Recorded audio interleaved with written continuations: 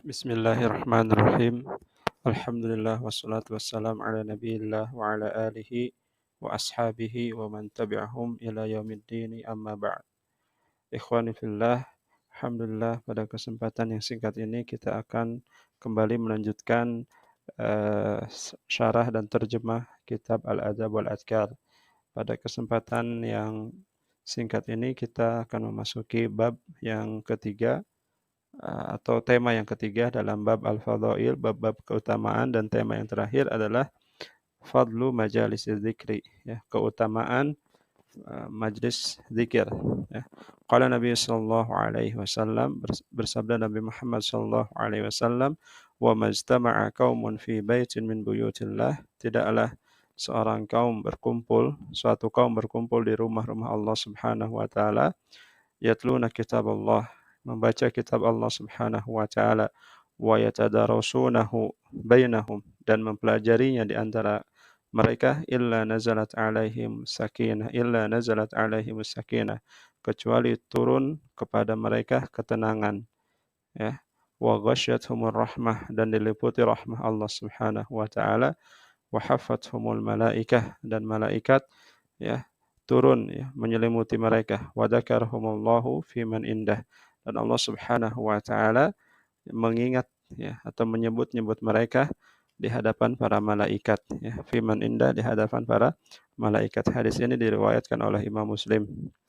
Kaum muslimin yang dirahmati Allah Subhanahu wa taala, sedikit penjelasan dari apa yang sudah kami pelajari, bahwa beberapa hal, ya, yang berkaitan dengan majelis ini atau dengan hadis ini, afwan. Yang pertama, hadis ini merupakan dalil atas keutamaan menuntut ilmu atau mempelajari kitab Allah Subhanahu wa taala di masjid. Dan masjid merupakan al-asal, atau merupakan tempat yang utama untuk menuntut ilmu, ya. Diriwayatkan dari Umar ibn Abdul Aziz bahwasannya beliau pernah berkata, la yazalul ilma bi khairin ala yazalul umma bi khairin ma damal ilma fil masajid.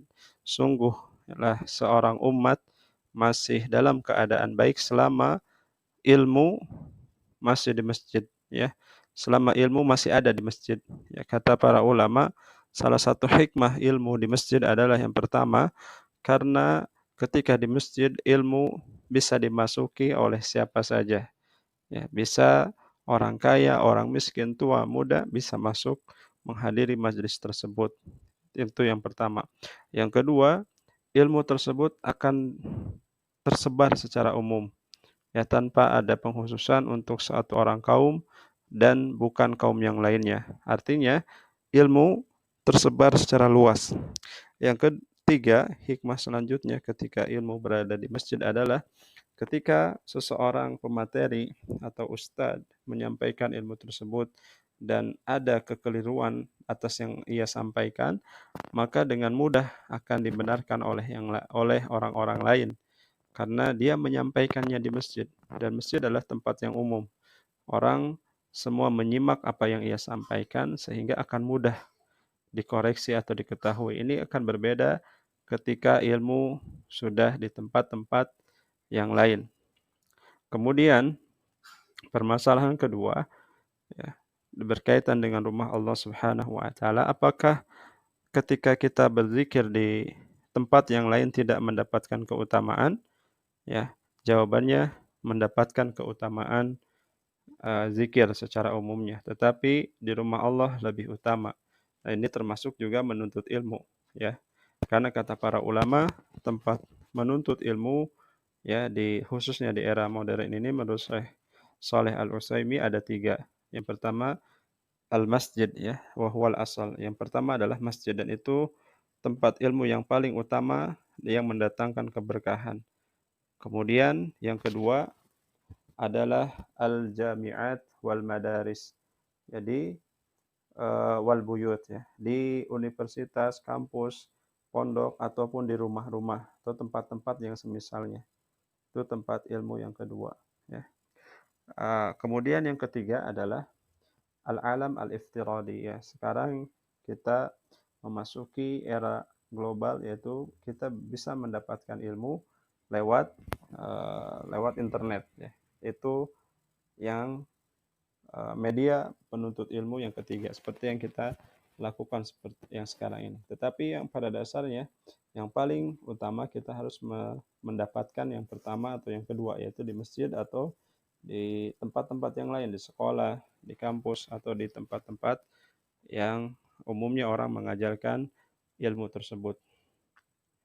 Kemudian permasalahan selanjutnya, kaum muslimin yang dirahmati Allah Subhanahu wa taala, apakah hadis ini hanya mencakup ya membaca ya, yatluna kitaballah, yang membaca eh, Al-Qur'an saja, mempelajari Al-Qur'an saja, atau mempelajari yang lainnya ya. Kata para ulama, ini mencakup Al-Qur'an dan ilmu-ilmu yang berkaitan dengannya, baik tafsir, fikih, akidah.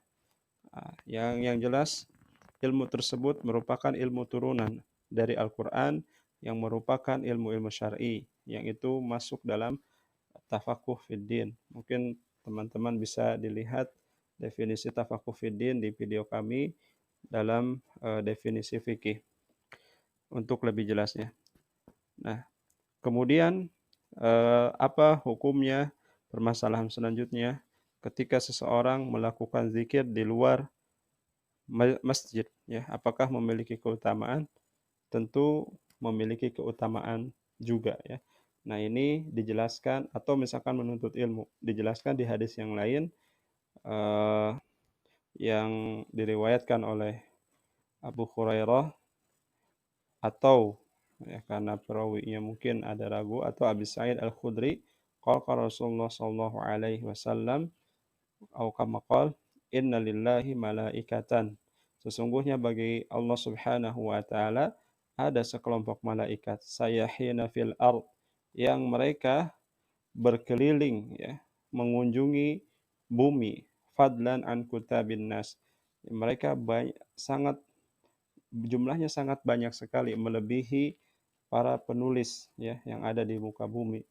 Fa idza wajadu aqwaman, dan ketika mereka mendapati sebuah kaum yadhkurunallaha tanadau fima bainahum ya. Nah, kata dalam hadis ini, ketika para malaikat mendapati sekelompok kaum yang mengingat Allah Subhanahu wa taala. Nah, di sini tidak ada kata masjidnya. Makanya kata para ulama, hadis yang kita bahas itu memang khusus untuk masjid, namun untuk di luar masjid berlaku hadis yang akan kami sebutkan. Tanadau fima bainahum halummu ila bugyatikum. Mereka memanggil satu dengan yang lainnya untuk berdatangan ya, agar para malaikat tadi berdatangan, fayaji'una fayahufuna bihim, kemudian mereka datang dan turun ya ila sama'id dunya, turun kepada langit dunia. Fayaqulullah, kemudian setelah majlis tadi selesai, semakin lama semakin banyak malaikat, kemudian Allah bertanya kepada mereka, ala ayyi syai'in taraktum ibadi yasnaun, atas dasar apa atau dalam keadaan apa kalian meninggalkan hamba-hambaku? Fayaqulun, kemudian mereka menjawab, taroknahum yahmadunaka wa yumajjidunaka, kami meninggalkan mereka dalam keadaan mengagungkan engkau dan memuji engkau, wa yadhkurunaka, dan mengingat engkau wahai Allah Subhanahu wa taala. Qal fayaqul fahara'auni, kemudian Allah Subhanahu wa taala mengatakan, apakah mereka pernah melihatku? Fayaqulun la, kemudian para malaikat tadi mengatakan, belum, mereka belum pernah melihat engkau ya wahai Allah Subhanahu wa taala. Qal fayaqul fa kaifa law ra'auni, lalu bagaimana kalau hendaknya mereka melihatku? Qal fayaqulun law ra'auka lakanu ashadda tahmidan wa ashadda tamjidan wa ashadda laka dzikra, sesungguhnya jika pernah mereka melihatmu wahai Allah Subhanahu wa taala, tentu mereka akan lebih giat lagi dalam memujimu, dalam mengagungkanmu, dalam bertahmid, dalam berzikir kepadamu, dalam mengingatmu. Qal fayaqulu ayyu syai'in yatlubuna, atas apa mereka meminta atau apa yang mereka inginkan? Qal yatlubunal jannah. Mereka meminta surga. Qal fayaqulun wa hal ra'awha, apakah pernah mereka melihat surga? Qal fayaqulun la. Mereka belum pernah melihat surga. Qal fayaqul kaifa law ra'awha. Lalu bagaimana kalau mereka melihat surga? Fayaqulun law ra'awha lakanu ashadda laha talaban wa ashadda 'alaiha hirsan. Jika pernah mereka melihat surga, maka tentu mereka akan lebih semangat dan lebih giat dalam meminta surga, lebih bersungguh-sungguh. Qal fayaqul famin ayyi syai'in yata'awwadun. Lalu atas apa mereka takut atau apa yang mereka takuti? Kemudian para malaikat menjawab, yata'awwaduna minan nar. Mereka takut dari neraka. Qal fayaqul hal ra'awha. Kemudian apakah pernah mereka melihat neraka? Fayaqulun la. Kemudian malaikat mengatakan tidak. Fayaqul kaifa law ra'awha. Lalu bagaimana jika mereka melihat neraka? Fayaqulun law ra'awha lakanu ashadda minha haraban wa ashadda minha khaufan.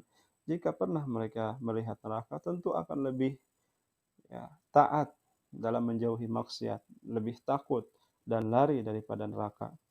Wa kemudian wa asyaddu ta'awudan, dan mereka akan lebih giat meminta pertolongan kepadamu untuk menghindari neraka. Fayaqul inni ushidukum. Nah, kemudian ini keutamaannya kaum muslimin, saksikanlah Allah berkata di hadapan para malaikat tadi, washidukum, saksikanlah wahai malaikat, inni ghafartu lahum, sesungguhnya qad, ya sungguh, ya yufidu tahqiq, sungguh aku telah mengampuni mereka.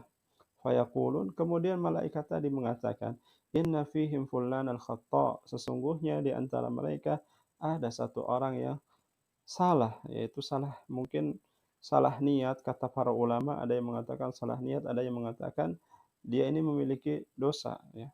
Atau sebagian ulama mengatakan dia tidak ingin majelis tersebut, dia hanya duduk, kemudian kebetulan ada pengajian atau ada majelis zikir, dia duduk di situ. Lam yuridhum, ya, dia tidak menginginkan majelis tersebut, tidak menginginkan orang-orang yang ada di dalamnya, tetapi innama ja'a lil hajah, dia datang untuk suatu keperluan. Kemudian apa jawaban Allah Subhanahu wa taala? Humul qaumu la yashqa lahum jalisun. Ya, mereka itu adalah orang yang, ya, kaum tersebut adalah tidak akan pernah menderita siapa yang duduk dengan mereka. Artinya, ketika kita duduk di majelis taklim, di masjid, atau di tempat-tempat yang di dalamnya ada zikir Allah Subhanahu wa taala, ada ilmu di situ, maka akan dilapangkan dadanya. Seperti yang kita baca di hadis yang kita bahas, turun kepadanya ketenangan, malaikat, rahmat, dan lain sebagainya. Dan di sini disebutkan orang yang duduk bersama penuntut ilmu, bersama orang yang mengingat Allah, akan mendapatkan pahala yang sama. Subhanallah. Lalu bagaimana dengan orang yang benar-benar meniatkan menuntut ilmu? Semoga Allah Subhanahu wa taala menjaga niat kita dan membimbing kita untuk terus berada dalam jalan ilmu agar kita mendapatkan keutamaan atau kemuliaan yang disebutkan di dalam hadis, dan juga disebutkan beberapa dalam nas-nas yang lainnya, ya. Salah satunya firman Allah Subhanahu wa taala, fi buyutin adinallahu an turfa'a wa yudhkara fiha ismuhu wa yusabbihu lahu fiha bil ghuduwi wal asal. Ya, sesungguhnya di rumah-rumah Allah Subhanahu wa taala, ya, Allah Subhanahu wa taala mengizinkan, ya, an turfa, untuk diangkat atau disuarakan, ya, wa yudhkara fiha ismuh, ya, dan kita memuji Allah Subhanahu wa taala dan bertasbih kepadanya dalam keadaan siang dan dalam keadaan malam. Jadi Allah Subhanahu wa taala, ya, memuji hamba-hambanya yang berzikir di masjid-masjid dan di rumah Allah Subhanahu wa taala. Ya, jadi masjid dan tempat-tempat yang lainnya, ataupun membaca Al-Quran dan mempelajari ilmu-ilmu yang lainnya juga termasuk dalam keutamaan. Hanya saja di masjid dan membaca Al-Quran dan ilmu-ilmu yang berkaitan, ada khususnya membaca Al-Quran lebih utama daripada hanya berzikir saja. Tetapi sebagian ulama mengatakan, ya, yang lebih afdal adalah kita membaca Al-Quran dan kemudian mempelajarinya dan dalam keadaan di masjid. Ya, wallahu taala a'lam bissawab. Barakallahu fikum. Summa assalamualaikum warahmatullahi wabarakatuh.